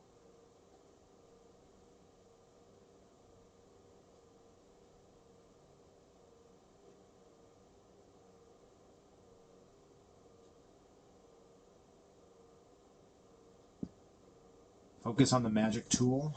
It's look, the cliche in like 19th century hypnotism is a watch or a metronome, and then in the 20th century, those spirals got super. You get the spiral that spins.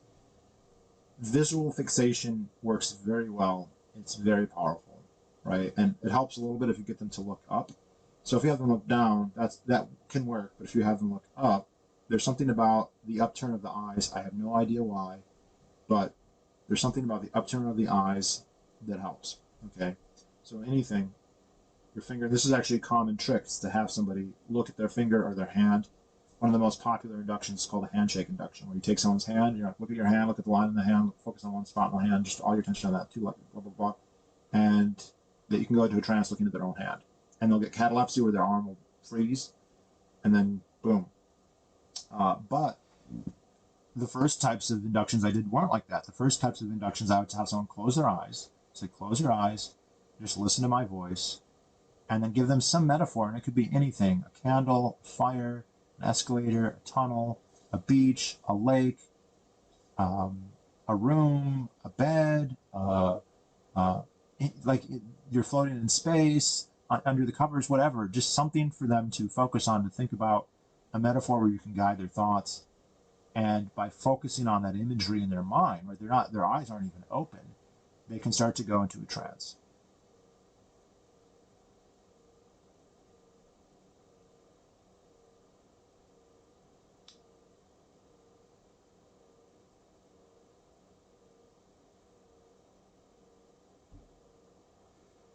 If someone is very defensive and determined not to be hypnotized, if someone has their fists up and are determined that they won't work on them, then is it less likely to work on them? Yeah, I would say it definitely is less likely, and it can get to the point where it's prohibitively, like if you just turn around and run away, like how am I going to hypnotize you unless I can catch up with you and I'm out of breath or whatever. However, even so, you're absolutely correct. It's absolutely true that it's more difficult in that situation. And for some people, right? So let's say like 7% of people, they really can't functionally be hypnotized. Some hypnotists will disagree with that, but let's just go with that right now. Well, by raising your resistance, that number might increase. So it might be 20% that now are practically speaking not hypnotizable, but it still wouldn't be everybody. And even somebody who is like that, you can find ways of being sneaky, right? And so, yes, that makes it more difficult. No, that doesn't make it impossible. Focus on the dangling uncut tool. Definitely works. I've never been hypnotized by an uncut. Oh wait, no, I have. I have been hypnotized by an uncut guy. Forgot. Yeah.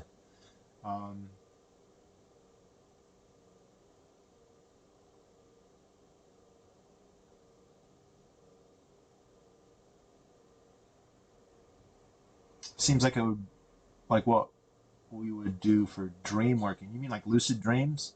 But I was pretty conscious and aware.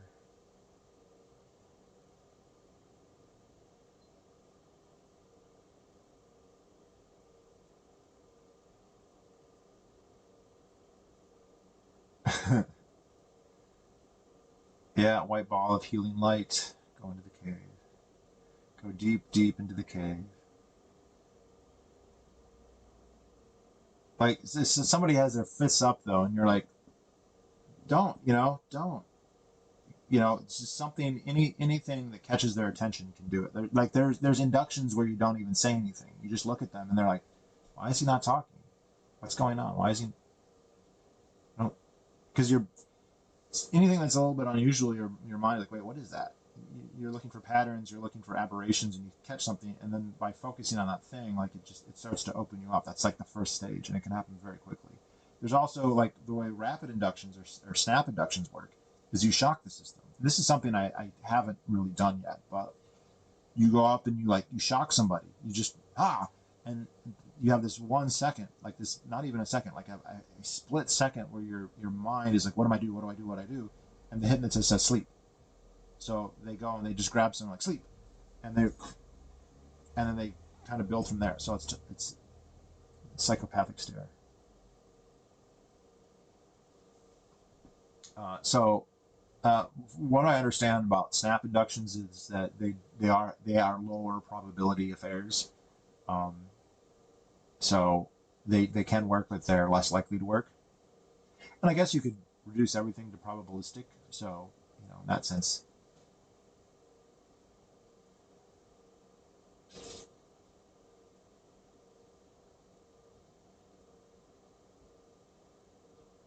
Is there such a thing as social hypnosis on a large scale? Do you think hypnotizing a whole population can be effective for affecting political change over time? Scott Adams thinks Trump is doing this. So, like the hypnosis I'm familiar with, I don't think it scales very well, but some of the principles do, and you do see it, like I've commented before, things like organized religions. You go and it's an altered space, you're focused on the speaker, your senses are not assaulted, but you're in an unusual environment and it can draw the focus in. So, yes, I think that there's elements that it's just harder to scale. And if it gets too overt, you have the problem of the people. Yeah, it works on some people and then it doesn't work on some people, but you've alerted those other people and you've just set yourself up for a fight.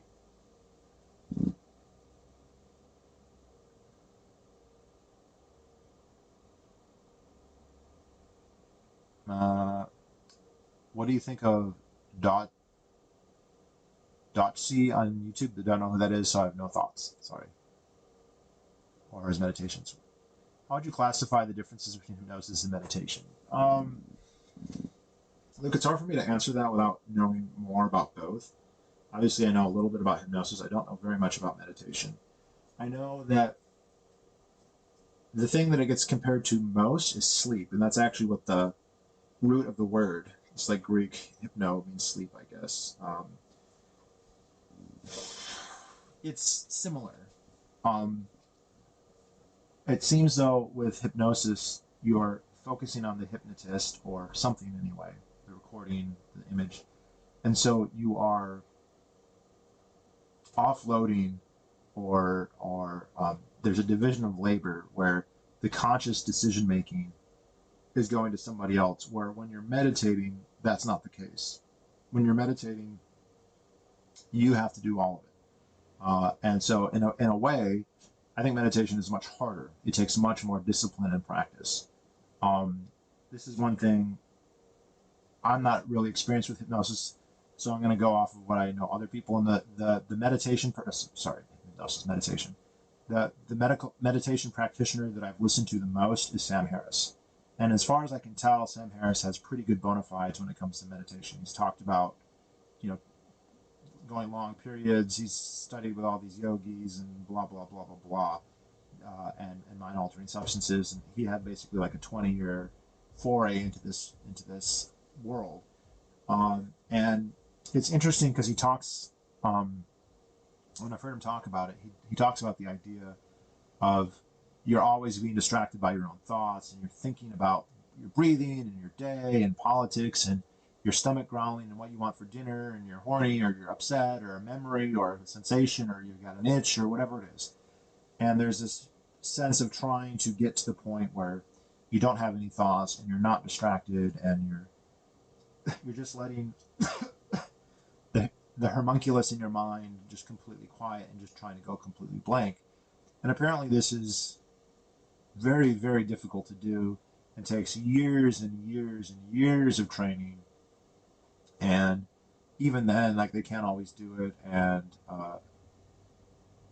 like, so all I'm saying is I don't know what they're feeling in their heads because I'm not them and I don't read their minds. But the very first time I got hypnotized, the very first time, I had an experience of complete egoless blankness. Like complete, it felt completely vegetative. I was told that I'm empty and blank, that I don't have any thoughts, and any thought that might come to your head will just float away. And from my point of view, from my experience, that's exactly what happened. I was just a vegetable. Obviously, my brain still worked, my hippocampus still worked, my amygdala still worked, my organs were still functioning. I had no conscious thoughts that I can articulate or remember or felt. It was completely blank. The first day, the first time, an hour in. Okay, so, and I've done that to people the first day, an hour in. And I don't know how comparable those two things are. They seem like, from what I can tell, from what Harris has said, and you may be right about him, I don't know, that what I experienced sounds like a pure form of like you are egoless and your mind is gone, like in terms of a conscious vehicle for your thoughts. Whereas meditation, that seems like the nirvana that many seek and not very many ever find. And it's an arduous long path. And so it almost seems like hypnosis was like a hack for that.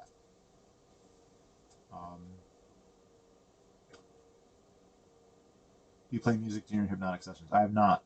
I have not done that.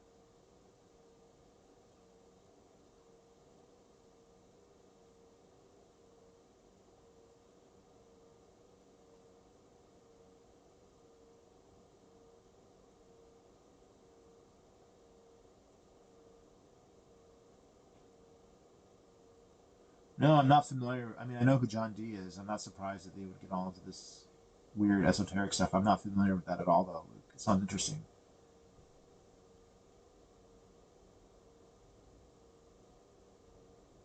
I've given up trying to quiet my mind. Ironically, I am a lot less stressed, never trying to meditate. I mean, I've toyed with meditation, but very slightly. I would just do like if I wanted to meditate now, I would put myself in a trance and just tell myself to like relax and go blank, and like you can do it. Yeah, I mean, I was so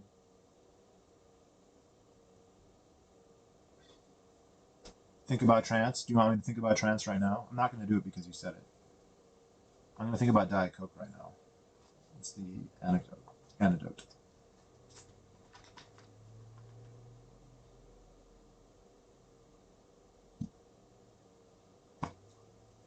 So supposedly, I can't be hypnotized without my conscious approval. That's what my blocks are for. Haven't really tested it. I hope it's true. The problem is that I do enjoy being hypnotized, so I often feel that I want to be hypnotized. This is a really good feeling. And I'm also curious how much of it is a good feeling because it's honestly a good feeling, and how much of it is a good feeling because I was brainwashed to like it. Because I was definitely brainwashed to like it. I was definitely programmed to like hypnosis.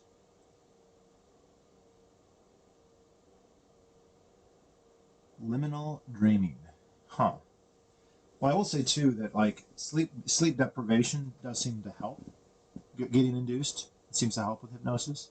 So there's probably a there, but I don't know.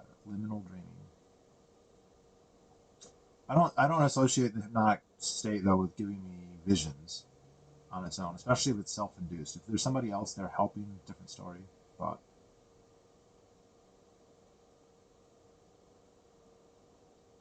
think about trance.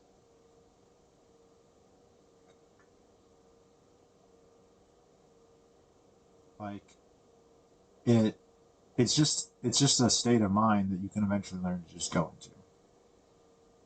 If I like the last time I got hypnotized, and it had been the first time in a long time, uh, it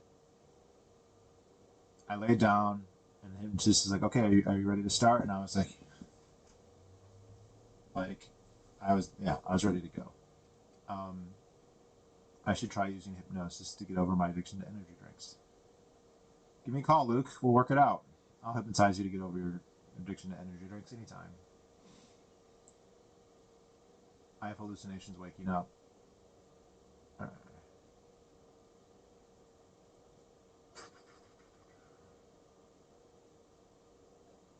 Election predictions? I have no idea, man. No idea. I've got both sides. Like it seems both sides are confident, which is weird. You know, the Trump people say he's definitely it's going to be a landslide. The Biden people says it's a foregone conclusion. So who the fuck knows? Definitely not going to lose any sleep over it, though. So, guys, any other thoughts on the mic?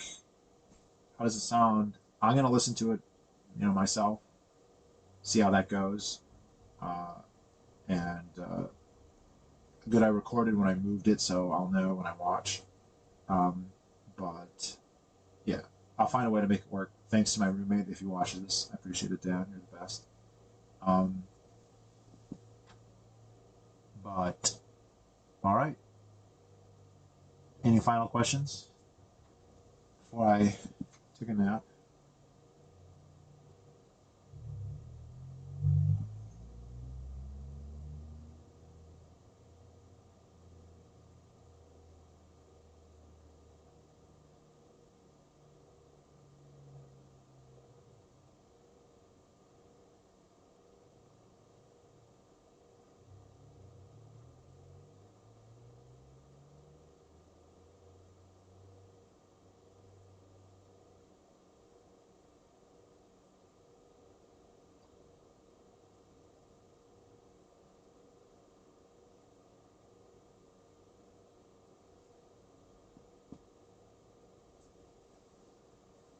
What do you think is the best way to learn hypnosis? To practice.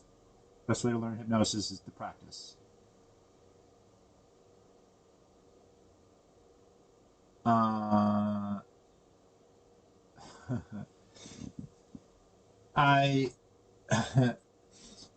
so I mean, I learned pretty quick and pretty well from a teacher, but it came with the price of being brainwashed into his slave. So like, I wouldn't necessarily recommend that. Um, I would say get the book "Reality Is Plastic" by Anthony Jacquin. Listen to that book. There's a section, read the whole thing, but there's a suggestion on how to hypnotize somebody, right? The various different inductions. Listen to them all. Pick one, at least at first, one. And I'll tell you the one I picked, the one that I use now when I meet someone for the first time. And it's not because it's the best, it's just the one that I like the most. I do that, what's called the handshake induction. And although I've certainly hypnotized people many other ways, but pick one and then practice that on people. Practice that on everybody that you can, and you will learn that technique. That you're learning that technique specifically, but more you're getting experience learning how to read people and judge a subject and figure out what to do. And the more people you can practice on, the better. And that's what I would say. And then on top of that, if you want to do more reading, if you want to watch videos of people doing hypnosis, all that's great too. But practicing is your number one thing.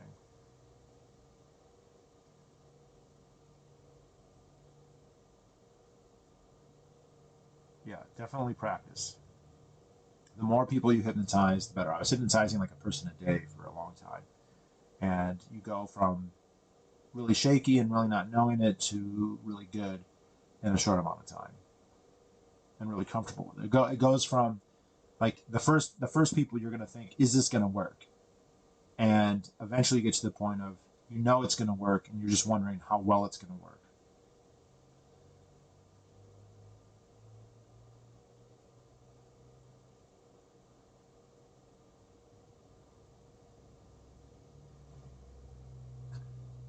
Oh, that's where the crystal ball thing came. That's really weird. The most I know about John Dee is from like the Rosicrucian conspiracy theories and stuff. There's a lot of esoteric talk about him. I don't know how much I believe. All right, guys, that's 2 hours. I think that's plenty long. But anyway, thank you everybody for listening. Thank you all for your feedback on the mic.